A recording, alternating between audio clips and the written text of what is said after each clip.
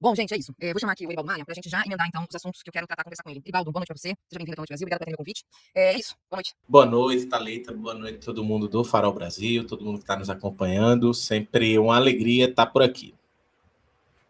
Eribaldo, eu queria começar a conversa contigo para te ouvir. Eu abri aqui a chamada, né, a manchete da nossa live é tratando dessa notícia de hoje, da Operação Transparência, que tratando justamente da questão das emendas parlamentares, do orçamento secreto, dessa farra, né, com esse dinheiro público, algo que está aí na casa dos mais de 4 bilhões, segundo as investigações do próprio ministro Flávio Dino, e que culminou nessa assessora do Arthur Lira, mas que a gente sabe que tem a ver justamente com a postura, a forma de atuação do Arthur Lira, e que, claro, tratou aqueles que expuseram essa questão como alvo, um deles, inclusive, o próprio Glauber Braga, né, que é o deputado que quase foi cassado essa semana, mas que está ali na linha de frente para poder revelar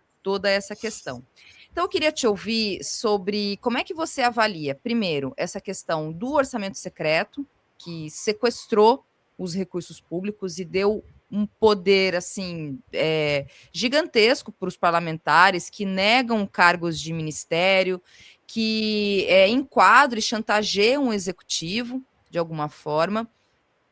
Mas que também eu queria te ouvir sobre essa questão, mas também eu queria muito te ouvir sobre a forma como o presidente Lula reagiu diante do que a gente acompanhou essa semana, que tem a ver com o mesmo assunto, porque a perseguição ao Glauber tem justamente relação com a questão das denúncias que ele tem feito. Ele é um dos parlamentares ouvidos nessa investigação da Operação Transparência de hoje. E o presidente Lula, numa reação ali, digamos, para tentar relativizar, tentar contemporizar, que é algo que não é a primeira vez que ele fez, ele simplesmente disse que toda a ação do Hugo Mota essa semana, que foi censurar a imprensa, retirar à força de maneira truculenta e violenta o próprio Glauber Braga, mas também as parlamentares que estavam ali, a Sâmia Bonfim, a Célia Chacriabá, e o presidente Lula ali disse que foi apenas desavença, relativizou, dizendo que é próprio da democracia, inclusive aproveitou para agradecer o Congresso, porque todos os projetos apresentados pelo governo foram aprovados, não 100%, 70%, 80%, 50%, mas que os projetos apresentados pelo governo para o Congresso foram aceitos. Ou seja, passou aquele pano gigantesco para o Hugo Mota, mas aí, ao mesmo tempo, tem esse movimento do próprio Partido dos Trabalhadores de chamar as pessoas para uma manifestação com chamar a expressão, né, que já está, assim, enfim, eu já acho, já virou, com todo respeito, mas até piada nesses termos, Congresso inimigo do povo. Então, de um lado, a gente tem o presidente falando o que fala, e de outro lado, a gente tem, digamos, a militância, o partido, uma chamada ali de, né, fazer a manifestação, que é legítima, é importante, que de fato o Congresso é inimigo do povo, né, a gente sabe disso. Mas, enfim, eu estou falando tudo isso para entender, primeiro, para te ouvir sobre a questão do orçamento secreto, mas também como é que você avalia o presidente Lula com esses posicionamentos, esse movimento que ele faz, porque me parece que é uma tentativa de tentar descolar a figura do presidente com a luta política, como se fosse uma coisa à parte, como se o presidente fosse um ser etéreo que vai ficar numa redoma e ele precisa o tempo todo estar ali relativizando e tentando apaziguar, dependente se o Congresso está, enfim, fazendo o que quer e com um caráter autoritário do seu presidente, do presidente da Câmara, no caso. Então, queria te ouvir a partir desses dois pontos. Como é que você avalia essa questão? Então, Thalita, dizer que esse avanço de poder, na verdade, toda essa disputa, essas mudanças que houveram ao longo do tempo, até chegar nessa formatação, né, atual, né, onde a gente tem orçamento secreto, todo esse tipo de coisa que, com muito mérito, Flávio Dino vem tocando um enfrentamento quanto a isso. Não de hoje, vale salientar. Várias vezes ele já deu alguma cutucada no Arthur Lira, no Congresso, segurar a emenda, etc. Então, é preciso reconhecer esse trabalho do Flávio Dino. E isso é um trabalho muito importante. Esse enfrentamento ao Congresso e essa formatação das emendas é muito importante, porque isso é o resultado histórico que não começa de hoje, né? Vem de um bom tempo e se intensifica a partir do impeachment de Dilma, que é um avanço do Congresso sobre o poder executivo. E isso, ao meu ver, pode ser lido como uma tentativa que não é de hoje, que vem desde daquele poxa, acho que é um referendo popular, acho que o nome é referendo, mas enfim, se lembrar o nome me diz, que teve para o povo escolher entre parlamentarismo, presidencialismo, monarquia, etc. E que o povo escolheu por ampla maioria o presidencialismo, e de lá para cá você vê tentativas de tentar aumentar o poder do Congresso sobre o Executivo. Principalmente porque o Executivo, no sistema brasileiro, ainda que tenha muitos entraves, ele tem muito poder. E, portanto, houve uma tentativa, uma intensificação dessa tentativa do Congresso ter mais poder em mão, ter mais força política, e nada melhor do que esse modelo de emendas, porque ele cria uma situação que é muito confortável para as elites políticas locais, para os grandes caciques eleitorais, etc., além de aumentar o seu poder sobre o poder executivo. Ou seja, o deputado ele vai ser candidato, ele já tem os seus celeiros eleitorais, por exemplo, aqui em Recife, você sabe os bairros e as famílias de políticos que cada bairro, que é o celeiro eleitoral de cada deputado estadual. Aí na família tem o deputado estadual, o vereador, o deputado federal, etc. Né? Então você vai ter isso, e essa galera vai conseguir mover e mobilizar um orçamento gigantesco para fazer Deus sabe o quê, onde você consegue, ao mesmo tempo, conseguir manter chantagens políticas, silenciamentos políticos, e consegue controlar com ainda maior força celeiros e redutos eleitorais que você já controla historicamente. Então, isso é muito, muito explícito nessa disputa. Né? Então, você vê hoje um executivo que, para poder ter força, né, para poder negociar cargos, acordos políticos, acordos eleitorais, como se viu nas eleições para prefeito e vereador ano passado, tinha muita dificuldade, porque tudo está amarrado por esse sistema de caciques eleitorais, de redutos eleitorais de famílias, que têm ainda mais poder por conta desses orçamentos, e um governo que, ao depender da frente ampla, precisa ceder ainda mais, porque as condições de negociação já estão cada vez mais corroídas, não só pela crise política que vive o Brasil, mas também pelo próprio fato de que você tem muito menos poder para negociar. Porque em última instância, o que determina uma negociação política é a capacidade que você tem de obrigar o seu adversário a aceitar seus termos. Isso significa poder. Então, o executivo não tem poder de negociação.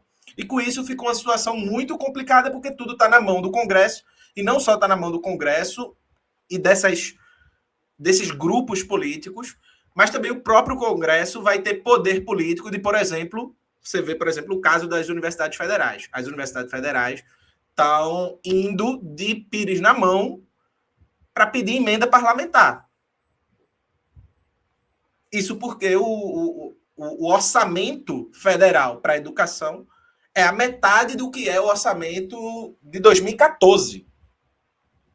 Então você veja uma situação muito complicada, onde você obrigatoriamente vai colocando no radar dessas figuras políticas do centrão, que dominam o Congresso, cada vez mais poder, e não só poder político eleitoral, mas poder econômico, poder de ditar os rumos do orçamento do Estado. Não por controlar pastas, mas, como você mesmo falou na introdução do programa, porque essas emendas hoje representam, às vezes, orçamentos muito maiores do que o orçamento de pastas. Por exemplo, citar uma pasta que, com certeza, essas emendas passam com muita tranquilidade. A pasta sobre igualdade racial, ou a pasta sobre as mulheres. Certamente essas emendas passam e muito essas importantes pastas, né, do Ministério. Então, essa farra de emendas é importantíssimo que ela seja investigada. Eu espero que essas investigações do Flávio Dino sejam continuadas, que não haja um acordão para isso, porque certamente essas investigações vão abrir um nível de tensionamento político no país muito importante, porque esses caras não vão abrir mão disso, dessa forma. E veja que eles já fizeram o que fizeram, tentaram expulsar pela milésima vez Glauber, né, usando a força bruta, né, fizeram a PEC da dosimetria para poder confrontar o governo. E aí vem para a tua segunda questão, que é essa questão de como Lula reage. Veja, é impressionante como há dentro do campo democrático popular uma cisão. Uma cisão, assim, é uma dupla consciência. Uma cisão no sentido mais brutal possível. Assim. Parece que são duas cabeças funcionando de maneiras muito distintas. Né? Então, veja, o PT faz um movimento de chamar ato, etc. Né? Chamar ato muito naquela coisa de vai no clima da festa que Caetano Veloso está organizando, etc. Chama atos, etc. É o 342, é a revolução do apartamento da Paula Lavigne. Não, nada contra. Tudo bem, óbvio, exatamente. Tudo bem, tá tudo certo. É isso, tá tudo bem. Né? É isso.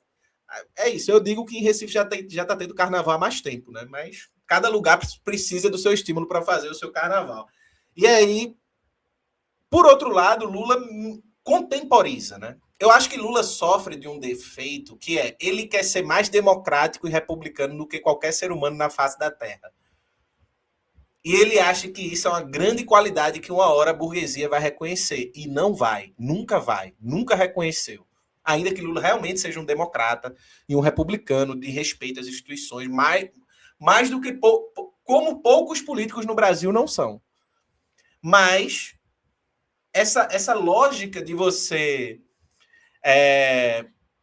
simplesmente contemporizar, sendo que o Congresso, em uma semana, o Congresso tenta expulsar um deputado que está denunciando algo há muito tempo, de que o Congresso se utiliza de emendas para sustentar e manter um poder político que, no fundo, é sempre voltado contra o próprio governo. E, ao mesmo tempo, o Congresso vota a PEC da dosimetria, que vai reduzir muito a pena de pessoas que tentaram planejar algo para matar Lula, Alexandre de Moraes e Alckmin. Me parece você querer ser mais republicano do que o próprio Aristóteles, ou do que o próprio Platão, que formularam sobre a República. É você querer ser republicano diante de uma força política que não só quer lhe destruir, como tentou lhe matar. E você ainda assim tenta ser diplomático para conta isso. E ainda vai um segundo ponto, que é incentivar, politizar, aproveitar que o próprio partido entrou na onda da Paula Lavigne e chamou para os atos e levantar o tom e encarar o conflito. Seria importante, porque vale lembrar que uma parte considerável dos partidos que compõem a frente amplérrima do governo votaram a favor da dosimetria. Assim como votaram a favor da PEC da blindagem, assim como votam em favor de vários projetos absurdos da direita. E aí a gente tem que se perguntar até que ponto essa política, essa estratégia política que toma as instituições da República como natural e não podemos entrar em conflito porque isso faz parte das disputas republicanas, etc. A gente não pode participar desse conflito porque senão a gente vai tornar o clima político inviável. Tem que ter uma certa ética republicana e democrata que nunca serviu à esquerda. né? Nunca serviu à esquerda, nem ao próprio PT, vale salientar. Ou a gente tem que se perguntar até que ponto essa frente ampla está dando certo. Porque o que a gente está vendo é a frente ampla é a favor do orçamento secreto, é contra a investigação do orçamento secreto, é a favor da dosimetria. Inclusive está tendo debate sobre as cotas raciais e boa parte também vai votar contra a manutenção das cotas raciais. Então a gente tem que se perguntar até que ponto esse tipo de republicanismo ingênuo vai continuar existindo. E aí só para concluir, é importante dizer que, diante dessa postura de Lula, qualquer argumentação de que o Congresso é um empecilho vai por água abaixo. Porque, veja, Lula disse que não era um empecilho, que o Congresso sempre aprovou tudo que foi necessário. Lula disse que não está havendo nenhum conflito com o Congresso, são coisas normais da institucionalidade. Então, o Congresso não é um problema. Então, o argumento, que inclusive vários petistas, como o Breno Altman, usa, de que há um problema, de que o Congresso é muito conservador, reacionário, etc., é derrubado por Lula. Eu discordo de Lula, eu acho que o Congresso é um problema. Mas ele não acha, e quem está governando é ele, não sou eu. Então, diante desses elementos, eu acho que serve mais uma vez para a gente se questionar sobre a raiz do que constitui o governo Lula, que é a sua própria estratégia política. Dito isso, importantíssima a investigação do Flávio Dino, não é de hoje que ele vem enfrentando essa questão das emendas parlamentares, e eu espero de verdade que essa investigação vá para frente, que ele consiga ter força e apoio para isso, porque ele também vai precisar de apoio para isso. Exatamente. E aí, só para complementar, o Eribaldo, porque na quarta-feira, quando eu e Leandro conversávamos aqui a respeito dessa questão do posicionamento do presidente Lula, depois do que a gente viu, porque assim, inclusive o argumento que se trouxe é que nem na ditadura militar um presidente da Câmara agiu como Hugo Mota agiu essa semana. Né? O deputado Eduardo Correia, pelo PT de Minas Gerais, ele foi cercado pela Polícia Legislativa ontem, hoje, não lembro, eu vi um vídeo hoje, mas não sei se foi ontem, creio que foi ontem. Ele foi cercado pela polícia, intimidado. Então, assim, é um caráter extremamente autoritário. E aí, o que eu falei aqui, a gente conversava, é que como é que eu fico pensando, por exemplo, a gente que tem, sei lá, digamos, uma militância mais organizada, vai entender a importância de estar presente num ato, numa manifestação, endossar a questão do Congresso inimigo do povo, expor o caráter autoritário do presidente Hugo Mota, expor a extrema-direita, os bolsonaristas, essa ala, essa escrotidão que é dessa ala, desses parlamentares que fazem o que fazem. Mas veja, se por um lado você tem isso, e aí você tem o presidente Lula falando que é do jogo, que foi só uma desavença, que está tudo certo, inclusive agradecendo o Congresso, como é que o cidadão, a cidadã ali vai se conscientizar, digamos, vai olhar e falar assim, mas se o presidente Lula está falando que está tudo certo, por que no domingo eu vou na manifestação? Entende? Como é que uma liderança... Porque assim, aí eu sei que tem muito argumento em que se traz por parte dos petistas, é de que, vocês esperam muito do Lula, vocês querem que o Lula faça tudo, porque não adianta depender do Lula, vão vocês fazer, não é isso que a gente sempre ouve? Por que vocês não vão lá fazer? Mas, desculpa, eu ia falar um palavrão, mas é o presidente da República, e não é qualquer presidente da República, é o presidente Lula, com a história que tem, com a relação que tem com a classe trabalhadora, porque é da classe trabalhadora. É o único presidente do país que tem a história que tem. Então, se você blinda o presidente da responsabilidade que ele tem enquanto um agente político para chamar o povo e expor o caráter desse Congresso, me desculpem. Então, a gente está despolitizando, e a gente vai ficar na nossa bolha. A gente vai para a manifestação encontrar nossos amigos. A gente não vai colocar multidões. Pelo menos é uma primeira avaliação que eu faço, entende, Eribaldo? A gente precisa, sim, chamar o presidente. Desculpa, presidente Lula, você precisa falar. Agora, se você falar isso, você está desmobilizando, as pessoas não vão, então, para a manifestação. Como é que eu vou lá falar que o Congresso é inimigo do povo se você falou que está tudo bem com o Congresso, que foi só uma desavença? sabe? Não, Isso aí. desculpa. Não, isso que você falou é perfeito. É isso, assim, Lula é isso, assim, veja, nós pernambucanos, nós defendemos outros pernambucanos sempre. Então, assim, claro que Lula é, como você falou, é um cara que veio de origem pobre, retirante, tem todo um simbolismo que essas coisas, apesar de não serem imediatamente, né, tão determinantes assim, mas elas são fundamentais, assim, existe um simbolismo em torno de Lula, assim, por exemplo, você fazer uma crítica a Lula num trabalho, numa conversa com qualquer pessoa de uma periferia de Recife, você vai ver o quanto é complicado, mesmo que a pessoa não seja lulista, e mesmo que a pessoa não vote em Lula mais, mas a pessoa reconhece algumas coisas que pela identificação, pelo jeito de falar, etc. Lula é um cara carismático, ele é um líder carismático, é um líder popular, inegável.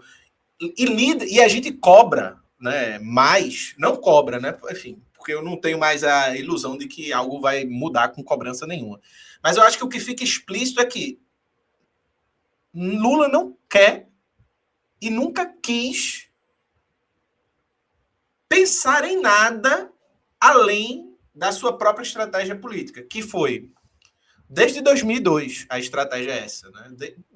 Não desde 2002, mas assim, desde 2002, onde isso deu certo, e isso foi continuado até hoje. É a mesma estratégia. Frentes amplas, né, guinadas ao centro. Uma hora a conjuntura permite uma maior ousadia em termos de políticas públicas, ora não. E se limitou a isso. Nunca houve a tentativa que, por exemplo, vizinhos e irmãos da América do Sul fizeram, de tentar alargar a correlação de forças e o horizonte de possibilidades através da mobilização popular. Porque existe um elemento que é, veja, mas a correlação de forças, inclusive é o que o Breno coloca, né? A correlação de forças do momento histórico atual é contra-revolucionária. Sim, perfeito, concordo. Só que correlação de força não é um dado da natureza, que Deus diz assim, agora vai ser contra-revolucionário, aí todo mundo é obrigado a viver com isso para sempre. Não. Você age na história. O sujeito muda as coisas. E se tem um sujeito que poderia agir para mudar essa correlação de forças, é Lula. Não porque ele é fraco, exatamente pelo oposto. Exatamente porque se reconhece que ele teria condições de comprar essas brigas. Ele tem as costas largas, ele tem apoio popular, ele tem carisma, ele tem apelo, ele tem história, ele tem lastro. Ou seja, ele poderia, mas não quer. Tanto não quer que o presidente do PT, que foi eleito, apoiado por Lula, é um cara que acha que o PT tem que guinar ainda mais ao centro. Que não é mais ao centro, né? Porque, enfim, o centro é um jeitinho legal de dizer indo mais para a direita, né? Então, esse é o elemento. Então, veja, as emendas parlamentares seriam, e veja, esse mote do Congresso ser inimigo do povo tá sambando assim para ser usado desde a PEC da blindagem. E o que é que o governo e o petismo fez com a PEC da blindagem? Teve aquele ato e morreu, não fez mais nada. Aí agora vai tentar colar com essa questão da dosimetria. Eu espero que dê certo os atos, mas não acho que vai ter o mesmo apelo que teve a PEC da blindagem. Porque a PEC da blindagem tinha um apelo universal e tinha um apelo que era o apelo anticorrupção. Que era o apelo de que a Globo botava, a Veja botava, a própria direita botava contra a corrupção. E aí, quando o Congresso vota um negócio que é para blindar o Congresso contra as investigações e as punições de corrupção, aí a galera se revoltou. Ou seja, tinha um apelo que você virou a pauta contra a própria direita. E as pessoas estavam acostumadas com isso. A da dosimetria eu já não sei se consegue chegar nesse elemento. O fato é que Lula, ele não só nunca quis olhar para o elemento povo para você tentar criar outro fator para entrar na correlação de forças e obrigar o seu adversário a ceder, como a gente viu que o Congresso cedeu na PEC da blindagem, Porque o povo estava na rua. Assim como a mobilização popular e política, ou seja, as duas coisas, né? O que aconteceu com o Glauber foi isso. Mobilização institucional e fora das instituições. E extra-institucional. Ou seja, você usar de vários fatores é fundamental. O PT nunca quis usar desse fator povo. E não só isso. Ao meu ver, tem uma coisa mais grave que é: quantas vezes, por exemplo, o PT falou contra o orçamento secreto? Desde que chegou ao governo? Pouquíssimas vezes. Pouquíssimas vezes. Salvo raríssimas exceções, como o Flávio Dino e alguns outros nomes da política petista. E aí vem um elemento que é fundamental, que é: Lula e o PT no governo nunca se propõem a construir uma espécie de pedagogia política. Que é você disputar o conflito não é somente birra por birra. Tem gente que diz: vocês ficam pedindo para Lula comprar briga porque comunista acha que na política se resolve tudo na base do grito, da briga, da baixaria, do conflito, da tensão. Não, é porque a tensão, o conflito educa. As pessoas vão entender que o Congresso é inimigo do povo, não porque você está dizendo a elas, mas porque elas estão vendo. Elas viram na PEC da blindagem, elas aprenderam algo ali. Só que não teve continuidade, não teve o aprofundamento daquilo, para você desdobrar aquilo para outras pautas. Ou seja, nunca houve uma tentativa de politização. Percebe? Então, assim, essa falta de politização faz com que as pessoas saibam que o Congresso é uma desgraça. Veja, todo brasileiro sabe que o Congresso é uma desgraça. Nenhum brasileiro tem uma visão positiva do Congresso. Então, o brasileiro geralmente tem uma visão negativa do Congresso. O que seria fácil de você imputar a ideia do Congresso inimigo do povo. Só que você se junta com tudo que não presta do Congresso e vai na televisão e diz que o Congresso não é um grande problema, etc, etc, mesmo o seu partido dizendo que é, e mesmo o seu partido fazendo conciliação com todo tipo de desgraça que tem no Congresso, inclusive que votou na PEC da blindagem, que votou na da dosimetria, etc. Então, ao meu ver, esse é um momento, né? Flávio Dino coloca na sua investigação a possibilidade de você não só questionar um modelo de poder que o Congresso estabeleceu para si, que é o modelo de emendas, mas a partir disso você questionar, a partir da posição do governo, a própria estratégia do governo dentro dos seus enfrentamentos, que é uma estratégia tímida. Tímida. Então, veja, até que ponto o governo vai falar, o PT vai falar em um Congresso inimigo do povo, porque o Congresso é a favor de emendas, sendo que a maioria dos deputados que são beneficiados por emenda também estão na sua base aliada.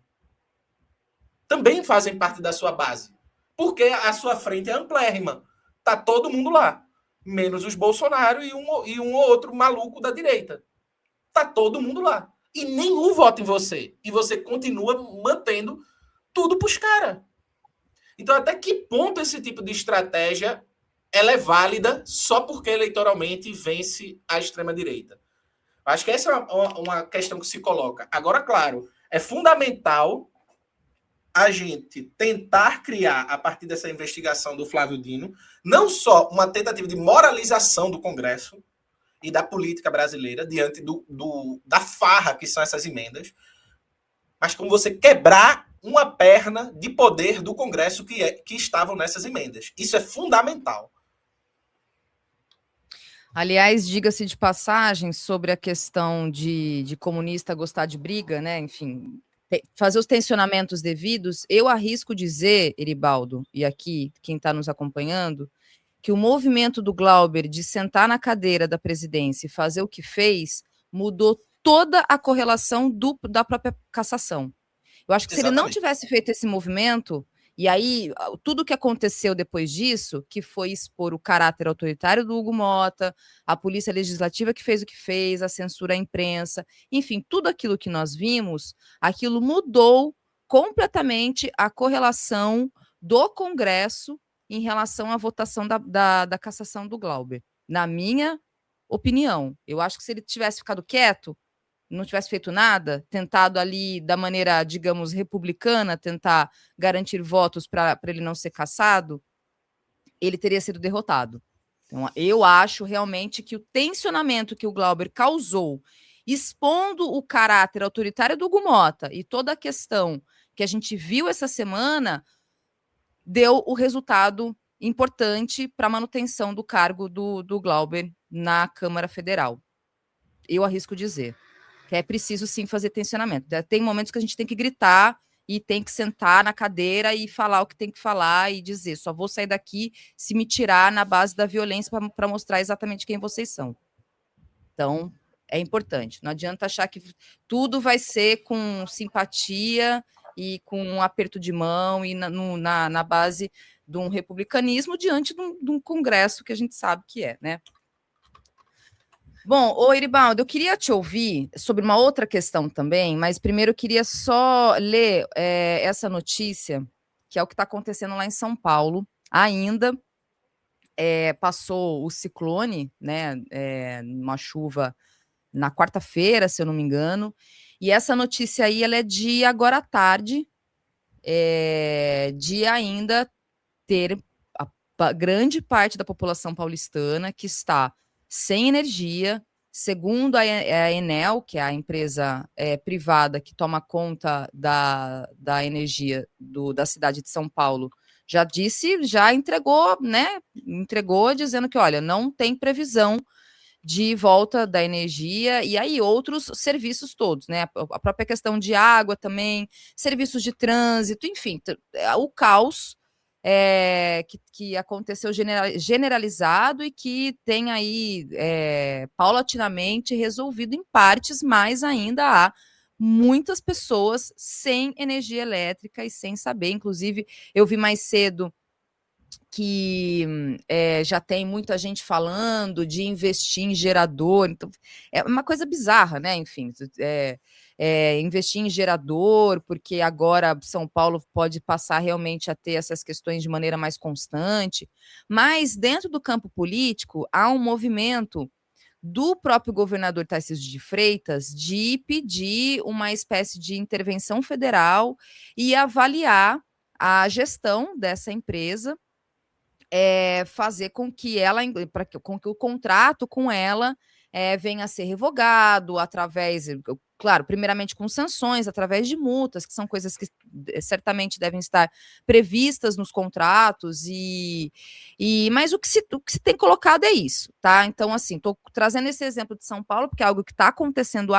ainda tem gente sem força, sem luz, e abre-se, me parece, e aí vai para a minha pergunta para você, Eribaldo, uma discussão sobre algo que me parece cada vez mais necessário, que é o discurso da reestatização.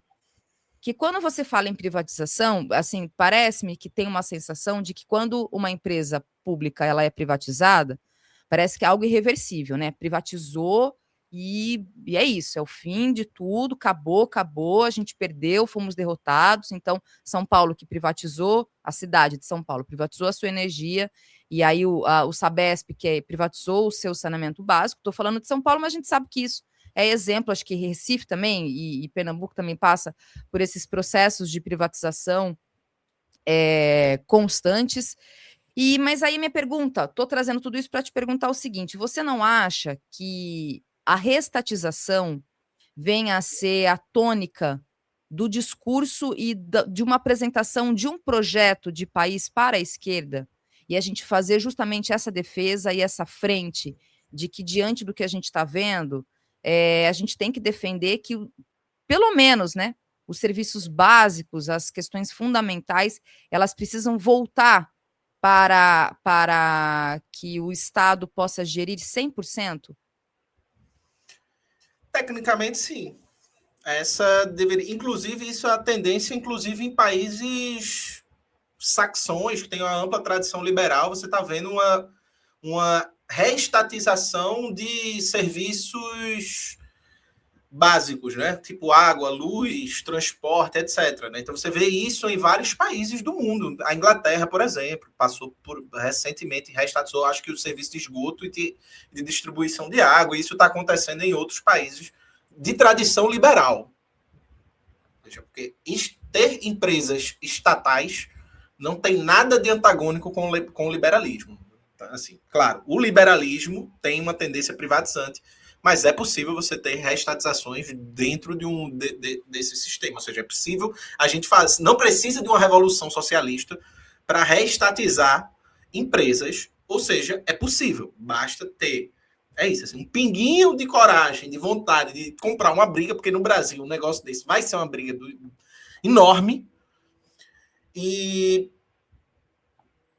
uma vontade política para fazer isso acontecer. Agora, de fato, eu acho que um programa de esquerda no Brasil hoje depende de um debate sobre privatizações, sobre reestatizações de certos serviços, principalmente de energia, água, esgoto e outros serviços que são importantes para a população e que são serviços que não podem existir na base do lucro. Porque o que a gente está vendo, por exemplo, com a Enel, com a Neo Energia aqui em Pernambuco, é surreal, assim. É péssimo serviço, caro. Aqui na rua, perto de casa mesmo, os postes tá tudo com os fios caindo pelo chão. Você não sabe se é fio de internet, se é fio de energia, o que é que diabo está acontecendo. Todo mundo fica com medo de passar pela calçada, porque tá os fios todos caóticos assim nos postes. E isso acontece em vários bairros mais populares do Brasil, imagino eu, assim, essa coisa do poste que tá uma confusão de fios.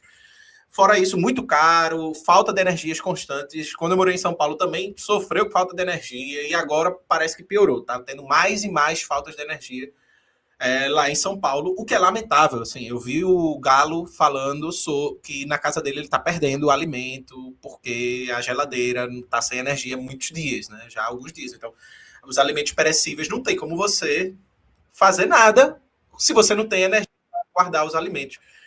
Então, eu acho que é fundamental que se debata um sério programa de reestatização, de retomar de volta essas concessões, porque nesses casos, por exemplo, da Enel, não é nem reestatizar, né? É uma concessão. Então, é você tomar de volta as concessões. Aqui em Recife, o João Campos vai privatizar um bairro. Ele vai privatizar um bairro. E isso está sendo feito em parceria com o BNDES, segundo ele mesmo, o próprio João Campos. Ou seja, você vai privatizar um bairro em parceria com um banco estatal. Então, assim, dentro do que a gente chama de esquerda, tecnicamente, ao meu ver, sim, a gente tem uma urgência de tratar, por exemplo, transporte público, energia, água, esgoto, esses serviços mais básicos, pelo menos, para que eles sejam geridos de uma maneira a beneficiarem a população e não darem lucro, primordialmente. E isso significa um enfrentamento a um modelo privatista, que você vai privatizar tanto pela venda do patrimônio, né? Venda da empresa, você pode, isso é um processo de privatização, pode ser também pelo você cede a gestão de algo, por exemplo, João Campos, ceder a gestão do bairro do Recife, do bairro de Santo Antônio, de Santa Maria, etc., para a iniciativa privada, por 30 e poucos anos. Por exemplo, a Enel foi renovada a parceria, se eu não me engano, ano passado, até 2000 e... sei lá, daqui a muito tempo. Então, você tem esse modelo de parceria e tem as parcerias públicos-privadas, né, que é processos menos profundos, mas todos processos, de certa maneira, pelo menos a esquerda até um tempo atrás, né, ela considerava formas diferentes, mas todos modelos privatistas. É claro que você não vai prescindir de um modelo, né, mas uma coisa é você utilizar com alguma cautela, outra coisa é você simplesmente entregar o patrimônio, entregar as coisas e deixar sobre uma lógica que não só não agrega nada ao povo, às pessoas que consomem aquilo, como deteriorizam a estrutura social do país, né?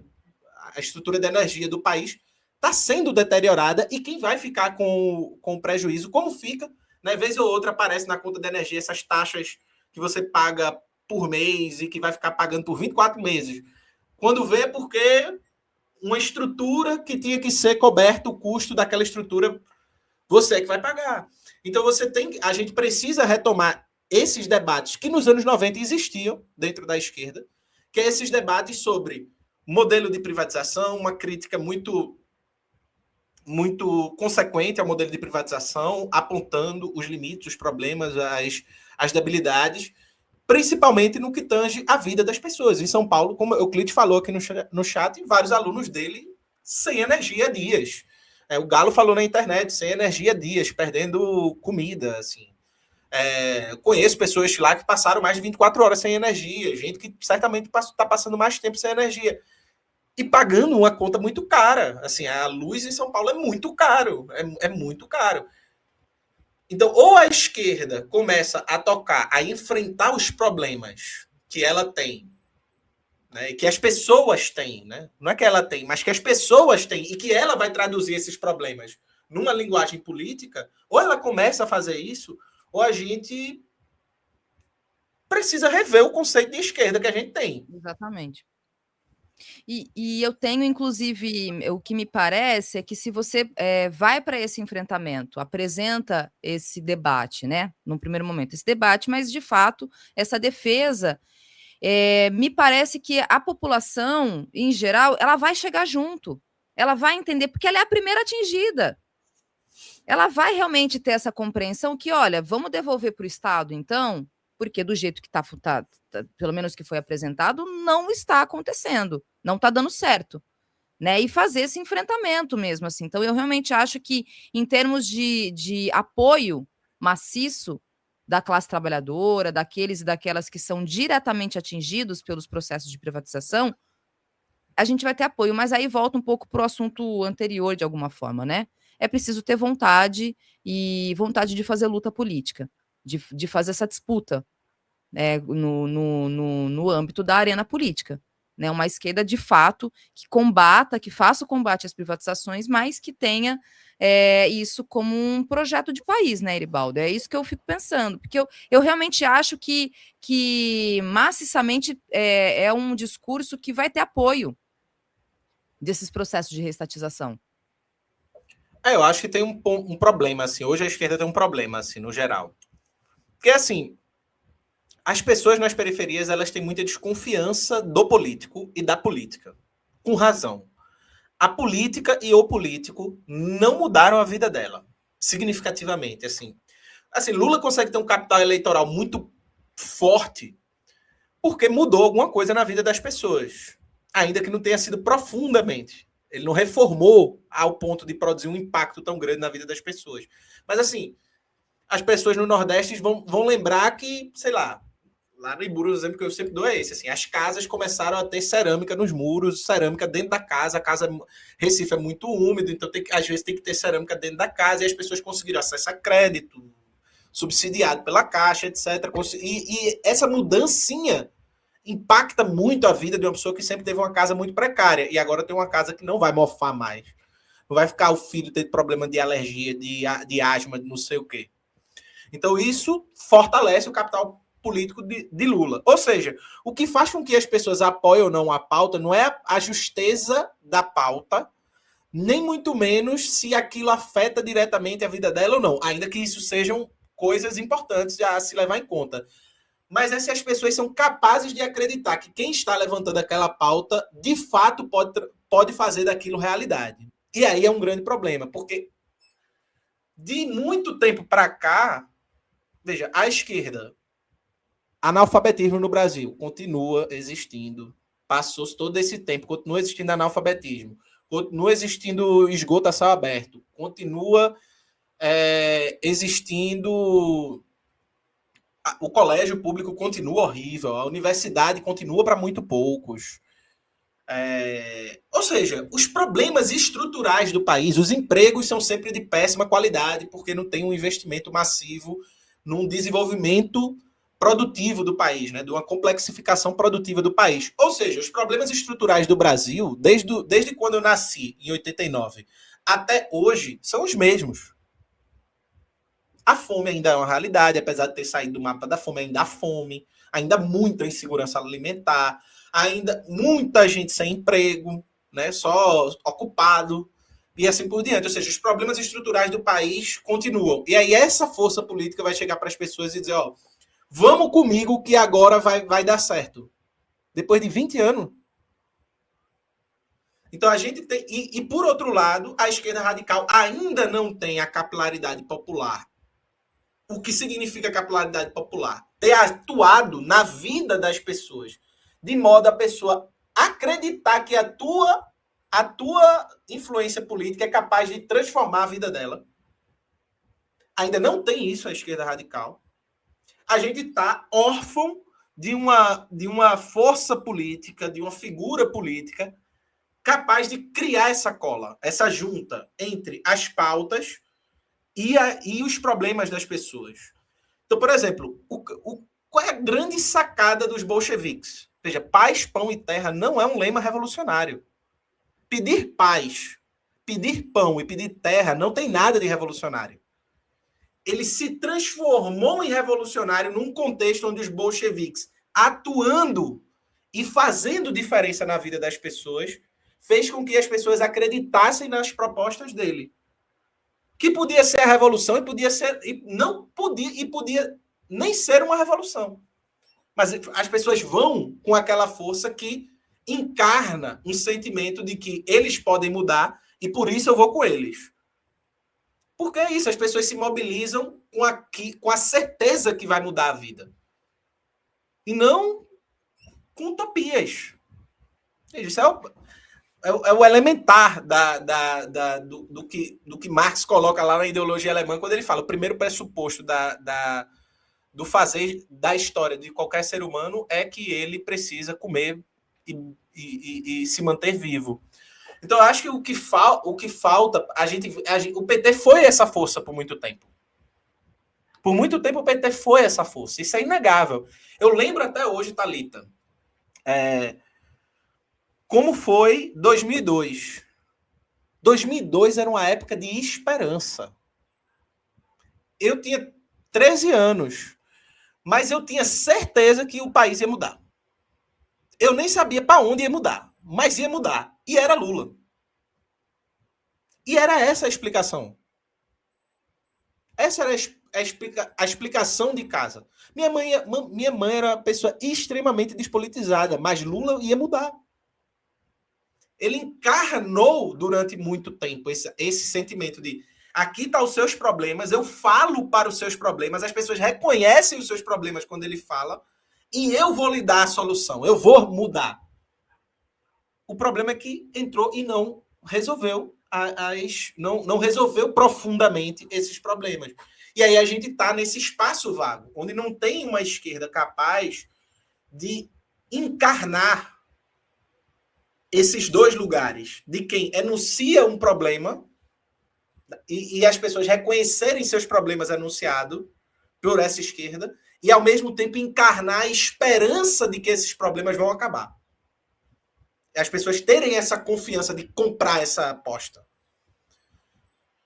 Então, acho que essa falta, né, de que você fala, falta vontade política, na verdade é o abandono desse lugar que tecnicamente a esquerda deveria ocupar. Esse lugar de ser a esperança, de resolver os problemas, de brigar, de cair, mas cair brigando para resolver seus problemas. Então, há esse espaço vago na esquerda e a gente, enfim, tem que dar um jeito, porque ao mesmo tempo que esse espaço está vago, por outro lado, Não ele tá é tão vago ideologicamente e simbolicamente ocupado por um fenômeno político como Lula. Pois é. E, bom, eu queria, então, aproveitar para a gente finalizar a nossa conversa, aproveitar sua presença aqui, mudar um pouco de assunto, mas aproveitar que é sexta-feira, inclusive, e dizer o seguinte, muita gente aqui comentou sobre a sua análise a respeito do filme O Agente Secreto, que já é sucesso de bilheteria, inclusive, né? Já é um filme muitíssimo assistido nos cinemas brasileiros. Eu fui no domingo assistir, eu adorei. Eu achei baita filme, um filmaço. Fiquei assim, enfim, é o tipo de filme que eu gosto muito, até pelas sutilezas dele, de alguma forma, né? Enfim, a gente pode falar mais esses detalhes. Mas eu queria muito te ouvir, porque muitas pessoas aqui, ao longo desses dias, até antes, né? Enfim, nas outras semanas também, têm falado sobre a sua análise do filme, inclusive que você não gostou muito do filme e tal. Não sei se é bem verdade isso, porque eu não vi seu vídeo. Mas eu queria te ouvir, Eribaldo, qual que é a sua avaliação sobre o Agente Secreto, assim? Das coisas que você gostou, se você não gostou de nada, por que você não gostou de nada, enfim, qual que, se você puder, assim, sintetizar, porque eu sei que sua análise, claro, está muito mais completa lá no vídeo, até chamar as pessoas para assistirem, eu também quero assistir, mas queria aproveitar a sua presença para te ouvir, porque eu gostei muito. Mas você, inclusive, sendo de Recife, acho que você pode trazer um olhar mais particular para essa questão, para o filme em si, né? Não vou dar spoiler, não, pessoal. O pessoal no chat desesperado por spoiler. Não vou dar spoiler, não. Veja, Thalita, tem uma coisa que é. Assim, Maxwell e Jones Canalha já sabiam que seria isso, porque eu não gosto de Kleber Mendonça Filho. Assim, eu não gosto. Assim, do que eu vejo ele entrevistar aquela pessoa que fala com aquela calma de quem nunca precisou atrasar um boleto. Pronto. É esse espírito que me irrita muito, assim. E fora que é isso, eu conheço o círculo onde Kleber Mendonça tá em Recife e tal, não sei o quê, então tem um pouco de ranço, mas Aliás, eu ele não é acho pernambucano? Desculpa te interromper. Ele é ele é pernambucano? recifense, é pernambucano. Ah, tá bom, entendi. Tá certo, não Ele é sabia não. aqui, vive aqui, quase que o gato daqui de casa seria o gato do filme, inclusive. Quase. Ele negou, mais um motivo para não gostar do filme. Ele negou, seria Cheats. Cheats teria um desempenho muito mais brilhante do que aquele gato, porque Cheats iria se jogar no chão e iria se jogar nas pessoas que ele é sociável. Mas enfim, falando sério, eu gostei do filme, eu acho um bom filme. E eu acho que, como todo filme de Kleber Mendonça, ele tem uma coisa que é esse olhar excessivamente de classe média. Eu até vi o vídeo do Felipe Leão, que Felipe Leão fez uma comparação entre o Agente Secreto e Ainda Estou Aqui. E aí a parte da crítica que ele faz de Ainda Estou Aqui é de que o olhar de Walter Salles é um olhar da burguesia. Mas ele em momento nenhum falou que o olhar de Kleber Mendonça é um olhar da classe média mais estúpida de Recife. Assim, esse é meu problema com o Kleber Mendonça. Os filmes dele eu acho muito presunçoso. Sabe aquele filme que a pessoa diz assim: eu vou fazer um filme para ser crítico. E aí faz o filme botando todos os elementos possíveis para ser crítico. E no final ele não tem uma abertura crítica. Esse é o que eu fiquei sentindo. Isso é o que eu sinto falta em todos os filmes de Kleber Mendonça. Assim. Se propõe a ser crítico. O melhor filme que eu gosto dele é O Som ao Redor. Eu acho que Recife Frio também, genial. Mas eu gosto do Som ao Redor porque o Som ao Redor é uma história de classe média e só, sem a pretensão de ser mais do que isso. Porque não tem problema você contar uma história de classe média. O problema é você querer fazer da história de classe média a referência crítica de qualquer coisa.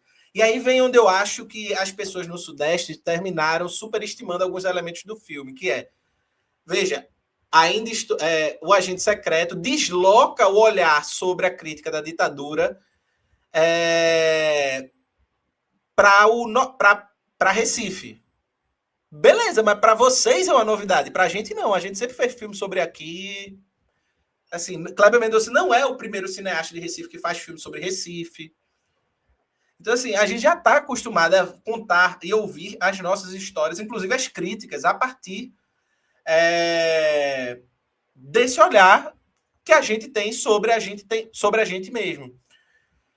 Então, assim, eu acho que o filme teve muita ponta solta de roteiro, muita coisa, assim, muitos elementos. Eu acho que eu queria que ele tivesse adentrado nesse elemento fantástico do Perna Cabeluda, não sei o que, desse mundo, seria genial.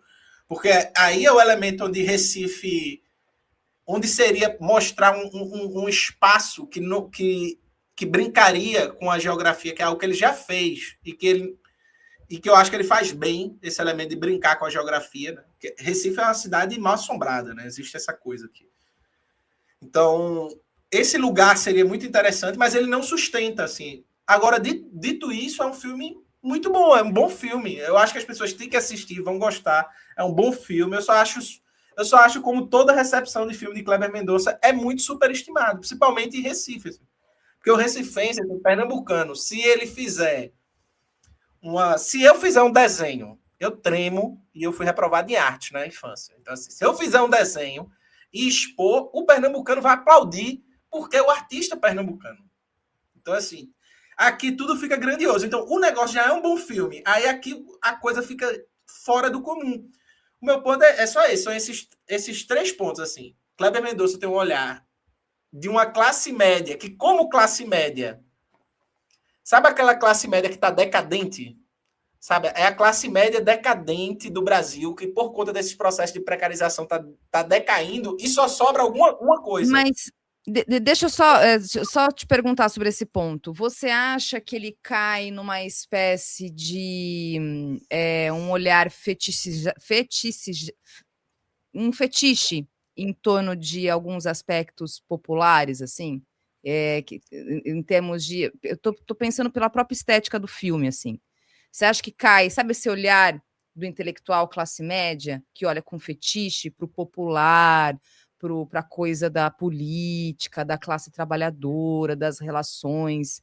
Você acha que cai nesse. Que eu acho que se assemelha muito com quem critica Bacurau, por exemplo, que cai um pouco nesse lugar de um certo fetiche que essa classe média, esquerda, progressista tem sobre tudo que é de popular, que é de classe trabalhadora, que é de, enfim, todas as questões. Você acha que cai nesse ponto? Eu acho, mas por um motivo muito simples. Eu acho que, inclusive, pode ver que os melhores personagens feitos por Kleber Mendonça são todos classe média. A Sônia Braga, o Wagner Moura, etc.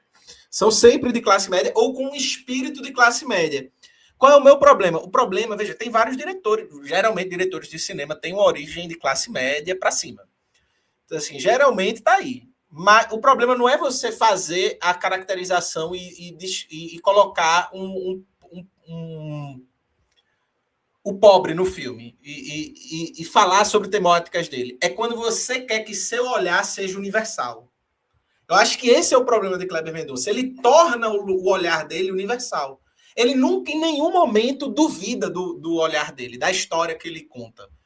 Assim, você teria que ter elementos de dúvida que poderia aparecer numa personagem, numa cena, enfim, alguma coisa. Por exemplo, Que Horas Ela Volta é um filme feito por uma pessoa que não tem uma origem pobre, lascada, mas que retrata bem, ao meu ver, certas coisas, porque há um espaço para aquilo que você não é capaz de dizer ser dito. Sabe? Eu acho que tem esse elemento, né? E é isso, assim, para mim o problema nunca é se um filme vai ser de classe média, um olhar burguês, tipo Walter Salles ou isso. É se esse olhar quer ser universal. Por exemplo, eu não sinto que Ainda Estou Aqui é um olhar universal, porque ele o tempo inteiro está contando a história de uma família que é sudestina, e aí com isso vai ter todos os enviesamentos que a gente pode criticar. Porque é uma família rica que está contando a sua memória. O Agente Secreto, não. Ele não está contando a história de Wagner Moura. Ele está contando a história de Wagner Moura, mas ele está contando a história da época. E aí, para isso, ele precisa generalizar. Sabe? Ele precisa tornar universal. E aí, assim, quem não é de Recife vai olhar e vai dizer, porra, muito foda, tá descentralizando a memória sobre a ditadura, etc. E realmente, ele trouxe elementos muito fodas sobre a ditadura, enfim, muito inovadores, inclusive. Por exemplo, a conexão com a empresa, etc. Isso é muito foda. Mas isso tudo está submetido a um plano de fundo que ele precisa generalizar, que ele precisa tornar universal. Então, veja, toda a ambiência que Wagner Moura está, mesmo sendo perseguido, é uma ambiência de classe média. E é o que ele sabe contar. E não tem problema, que o som ao redor é ótimo, assim. Tipo, o som ao redor é ótimo. Aquários, mesmo não curtindo o filme, eu acho que Aquários é uma história bem contada. bem contada, ainda que foque na Sônia Braga e aquela coisa de... Bastava ela vender aquele apartamento, estava tudo certo. Enfim, é isso, assim, bastava ela Mas e a vender o apartamento. especulação imobiliária? Tem a discussão da Mas é isso, especulação a imobiliária. especulação imobiliária enquanto ela almoça, que é isso. As pessoas não, fora de Recife não sabem. O restaurante que ela vai no filme é o restaurante Leite, é o restaurante um dos mais antigos da América Latina, onde Getúlio Vargas jantou. Tem lá um monte de foto, tem foto de Sartre, Getúlio Vargas, todos os presidentes da velha república vinham aqui para fechar acordos políticos espúrios, né, no restaurante Leite. Então, tudo isso. Então, meu problema com o Kleber Mendonça só é um. Eu acho ele foda, eu acho ele um cara que tem boas ideias, boas histórias. Ele tem ótimas ideias para a história. Mas eu acho que ele confia demais na própria análise crítica. E aí universaliza o olhar dele para o seu universo cinematográfico. Enfim, esse é o meu ponto, assim, de maneira geral. É por isso que eu gosto mais. E é isso. Também tem uma questão de gosto, né? Gosto pessoal, que é eu não me toca muito os filmes do Kleber, diferente, por exemplo, dos filmes de Wagner, do Walter Salles, que são filmes que eu gosto do estilo do Walter Salles. Sabe? Enfim, tem uma questão de gosto também, né? Ainda que eu saiba que o estilo de Walter Salles é bem americanizado e coisa e tal, enfim, mas é isso, né? Sim, tá certo. Bom, eu vou ler aqui os comentários que chegaram enquanto a gente conversava. Queria só responder, muita gente perguntando do Mauro, né, hoje do Manhã Brasil. A Cecília Manso aqui, mas não ela, não só ela, outras pessoas também. Falei, quando comecei o programa aqui, teve problema, o Mauro não conseguiu acessar a plataforma, alguma questão teve, algum BO aí rolou, e realmente está esquisito esses últimos dias do StreamYard, viu, gente? Então, não conseguiu fazer. Ele tentou, deu problema, ele tentou voltar, caiu de novo, aí realmente não foi possível. Então, aguardaremos aí na segunda-feira para termos as análises do Mauro, tá? Bom, Samuel Aparecido diz: esquerda radical já está cooptado pelo lulopetismo há tempos. Prova disso é o apoio ao PT em todos os segundos turnos que o PT disputou, enquanto não romper, anulando o voto. Vamos ficar nesse ciclo.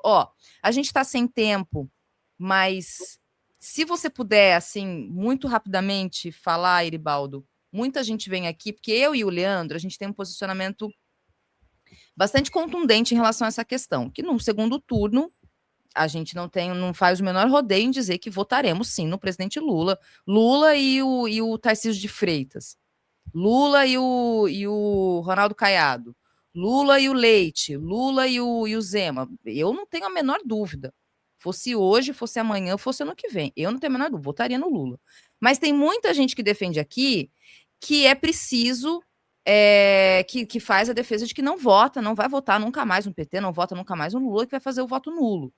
Eu já acho, inclusive, que assim, a gente não vai ter uma conjuntura em que se mais de 50% do eleitorado brasileiro vai votar nulo. Então a gente vai se ferrar nessa avaliação. Mas respeito quem pensa sobre isso. O que você pensa sobre essa questão do voto nulo, Eribaldo? Eu acho que é muito simples. Primeiro turno é disputa ideológica, segundo turno é contenção de danos. Então, primeiro turno, eu sou favorável que a esquerda radical tenha um candidato, apresente seu programa, faça sua disputa, apresente suas propostas, de preferência dentro de uma frente de esquerda radical que seja montada para mostrar a maturidade política desse campo. Dito isso, no segundo turno, é isso. Assim, no segundo turno é contenção de danos. E aí graças a Deus, para umas pessoas não é tão impactante, mas para outras milhões de brasileiros é muito impactante, faz muita diferença um governo Lula de um governo Bolsonaro. Não sou desses que acho que é a mesma coisa só porque há políticas neoliberais no governo Lula, no governo Temer e no governo Bolsonaro, eu acho que é tudo a mesma coisa. Não é tudo a mesma coisa. Tem diferenças substantivas e significativas ao ponto de que no segundo turno, diante de uma contenção de danos, votaria em Lula. Assim, votei em Lula com dor no coração, por ser formado em licenciatura e ver a carinha de Geraldo Alckmin, né, na urna, e se for necessário, votaria de novo. Porque o segundo turno não é uma disputa ideológica, é uma disputa de contenção de danos. Simples assim. Isso aí. Bom, aqui o Samuel também complementa. O que me revolta é a esquerda radical socorrendo o petismo em todos os segundos turnos. Temos que ir para arrebento, senão nunca vai mudar o ciclo vicioso. O problema, Samuel, acho que Eribaldo aqui já explicou muito rapidamente também, é a que custo, né? A gente, por exemplo, ter deixado um segundo governo Bolsonaro. Ou então a gente voltar para as mãos de uma extrema-direita. A que custo? Teria sido Entende? catastrófico. É isso, a gente vai arrebentar com tudo sob a vida de quem? As vidas de quais pessoas? Tem pessoas que muitas vezes não vai mudar, mas tem muitas. É isso, é um país inteiro, não é apenas as nossas convicções, que são importantes. Eu entendo realmente e Thalita, respeito, mas. eu acho assim que assim, eu queria estar numa época política em que a esquerda radical tivesse condições de socorrer o PT.